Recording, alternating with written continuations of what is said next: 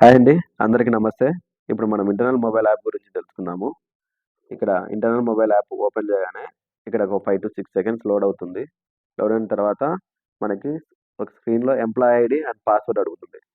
ఆ employee ID మన employee ID ఇవ్వాలా. కొందరు ఐపీబీ ఐడీ ఇస్తారు. ఐపీబీ ఎంప్లాయీ ఐడీ ఇస్తారా? అది ఇస్తే తీసుకోదు. ఎంప్లాయీ ఐడీ ఇవ్వాలి. ఎంప్లాయీ ఐడీ ఇచ్చిన తర్వాత పాస్వర్డ్ కొందరికి డిఫాల్ట్‌గా క్యాపిటల్ డి ఓపీ @1234 ఉంటుంది. అదైనా ఇవ్వచ్చు. లేదా కొందరు మార్చుకొని ఉంటారు. ఆ మార్చుకున్న పాస్వర్డ్ ఇవ్వాలి. ఇలా ఎంప్లాయీ ఐడీ, పాస్వర్డ్ ఇవ్వగానే మనకు ఒక స్క్రీన్ కనబడుతుంది. ఆ స్క్రీన్‌లో గ్రీన్ కలర్‌లో, ఆకుపచ్చ కలర్‌లో డే బిగిన్ అని ఉంటుంది. ఆ డే బిగిన్ ఆప్షన్‌ని ప్రెస్ చేయగానే డే బిగిన్ సక్సెస్‌ఫుల్ ఉంటుంది. తర్వాత మనం బ్యాగింగ్ చేసుకోవాలా. ఆ బ్యాగింగ్ చేసుకునే ముందు మనం ఒకసారి వాలెట్ బ్యాలెన్స్ చెక్ చేసుకుంటే మంచిది. మన వాలెట్ బ్యాలెన్స్ ఎంతుందో తెలుస్తుంది. తర్వాత బ్యాగింగ్ ఆప్షన్‌లో వెళ్లి బ్యాగ్ రిసీవ్ చేసుకోవాలి ఫస్టు. ఆ బ్యాగ్ రిసీవ్ ఎలా చేసుకోవాలంటే మనకు ఎస్ఓ నుంచి ఒక బీఓఎక్స్ అనే నంబర్ స్టార్ట్ అవుతుంది. బ్యాగ్ రిసీవ్ చేసుకుంటే ఇక్కడ మన బీ1 సెలెక్ట్ చేసుకోవాలా. SO Nandyal RSSO concern SO B one name చూపిస్తుంది. సెలెక్ట్ చేసుకున్న తర్వాత మన ఎస్ఓ నుండి మనకి ఇలా బీఓఎక్స్ అనే నెంబర్‌తో స్టార్ట్ అయ్యి లెటర్‌తో బీఓఎక్స్‌తో స్టార్ట్ అయ్యి ఒక నెంబర్ వస్తుంది. ఆ నెంబర్‌ని ఇక్కడ మెన్షన్ చేయాలి. మెన్షన్ చేసిన తర్వాత యాక్చువల్‌గా ఆ బ్యాగ్ నెంబర్ కింద ఎక్స్‌పెక్టెడ్ బ్యాగ్‌లో ఉంటుంది. అది మనకి పైకొస్తుంది. స్కాన్ బ్యాగ్స్ కిందకి వస్తుంది. బ్యాగ్ రిసీవ్ చేసుకుంటే ఇలా బ్యాగ్ రిసీవ్ సక్సెస్‌ఫుల్ ఉంటుంది. తర్వాత బ్యాగ్ ఓపెన్ చేయాలి. ఆ బ్యాగ్ ఓపెన్ చేసేటప్పుడు మనము ఇక్కడ నంద్యాల ఆర్ఎస్ఎం సెలెక్ట్ చేసుకొని ఆల్రెడీ మనం బ్యాగ్ ఇందాక రిసీవ్ చేసుకున్నాం కదా! ఆ నంబర్ ఇక్కడ కనపడుతుంది. ఆ బ్యాగ్ నంబర్ ఇక్కడ కనపడుతుంది. దాంతో పాటు ఎన్ని ఆర్టికల్స్ ఉన్నది ఇక్కడ కనపడుతుంది. మనకి ఇవాళ ఎన్ని ఆర్టికల్స్ వచ్చినాయి. ఇవాళ ఇక్కడ 10 ఆర్టికల్స్ వచ్చినాయి ఈ బీఓకి.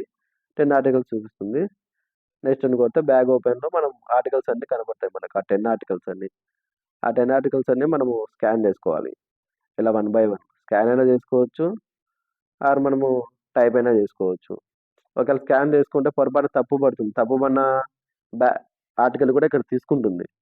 మనం మళ్ళీ చెక్ చేసుకోవాలా. ఎక్స్‌పెక్టెడ్ ఆర్టికల్స్‌లో ఏమైనా ఆర్టికల్స్ ఉన్నాయా? లేవా? అని చెక్ చేసుకోవాలి ఖచ్చితంగా. మనం ఇక్కడ రాంగ్ మెన్షన్ చేయనా బ్యాగ్ ఇక్కడ తీసుకుంటుంది స్కాన్ ఆర్టికల్స్‌లో.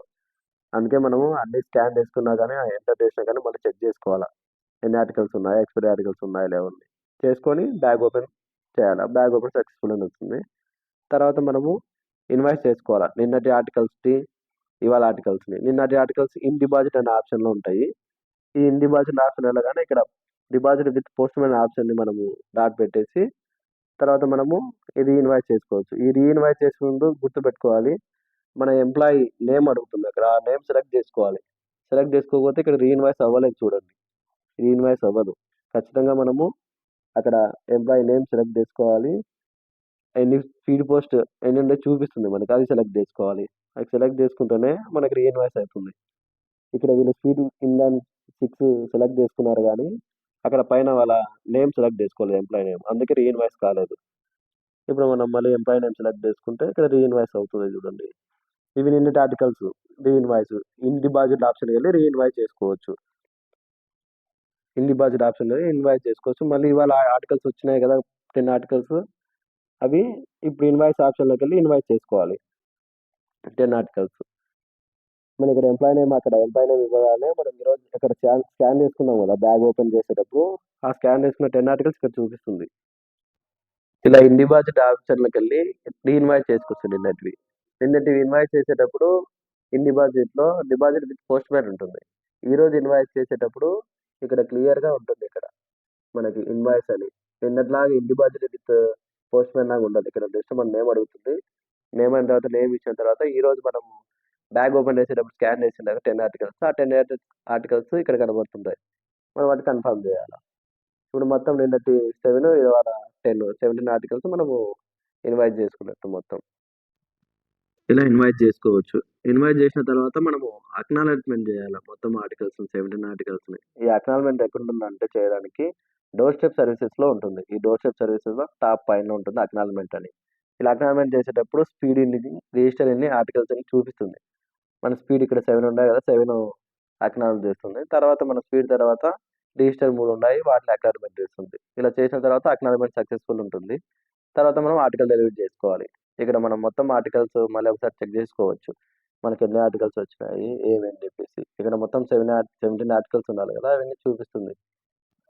ఇలా మనం ఆర్టికల్స్ అన్నీ చూసుకోవాలి ఒకసారి మనకు ఆర్టికల్స్ అన్ని ఉన్నాయా లేదా 17 ఆర్టికల్స్ ఉన్నాయని చూసుకోవాలి. చూసుకున్న తర్వాత మనము డెలివరీ చేయొచ్చు. ఏదో ఒక ఆర్టికల్ చూజ్ చేసుకోండి ఇలా. చూసుకున్న తర్వాత ఇక్కడ ఆప్షన్ చూపిస్తుంది ఇక్కడ డెలివరీడా, నాన్ డెలివరీడా అనే ఆప్షన్ చూపిస్తుంది. ఆ ఆప్షన్ మనం చూజ్ చేసుకోవాలా. తర్వాత డెలివరీ టు ఎవరికి చేస్తున్నారని చెప్పి వాళ్ళ నేమ్ మెన్షన్ చేయాలి ఇక్కడ. ఆర్టికల్ నేమ్ ఉంటది కదా! దాని నేమ్ మెన్షన్ చేయాలి. నేమ్ చేసిన తర్వాత ఇక్కడ ఆ చూజ్ ఆప్షన్ ఉంటుంది. అది అవసరం లేదు ఆధార్ కార్డ్ అని. అది లేకుండానే ఇక్కడ డిజిటల్ సిగ్నేచర్ చేపించుకోవాలి వాళ్ళ పేరుది. చేపించుకున్న తర్వాత కన్ఫర్మ్ డిజిటల్ సిగ్నేచర్ సబ్మిట్ అని కొట్టాలి. సబ్మిట్ కొట్టిన తర్వాత మనకి ఇక్కడ ఆర్టికల్ డెలివరీ సక్సెస్ఫుల్ అని చెప్పేసి లాటిట్యూడ్ చూపిస్తుంది.